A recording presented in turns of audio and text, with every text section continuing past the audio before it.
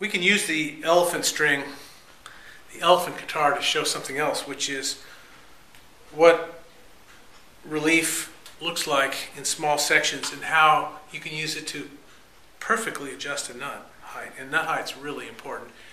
Too low and it'll buzz on the first fret, too high and it'll make it sharp in the first position because you're having to stretch the string down too much when you make your notes here.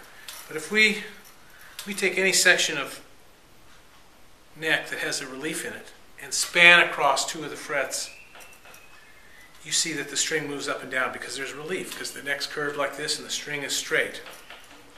And in fact, any span of 3 frets, sitting on the outside 2, clearing the one in the middle, shows that there's relief.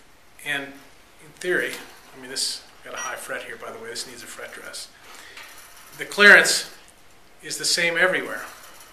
And if you march this up toward the nut, you can use it to check the nut height, because the nut's just a fret, it's just a 0 fret. And it should be the same here as this was here. And in fact, it's way too high.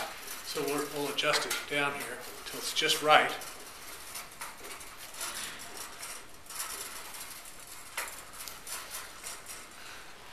The fact that that equals this, or is only slightly higher, so that if it has a little wear and tear over a period of time, it will still be okay. That's ideal. And that way, you aren't stretching the string much further playing on a high nut, and it's also not so low that it's going to buzz open. If this was a guitar and the nut was that much too low, it would buzz on this fret. And if it's way too high, you're working so hard to get the string down there that not only is it uncomfortable to play, but it's going to play out of tune. It's going to be sharp. But how do I test it? Like that.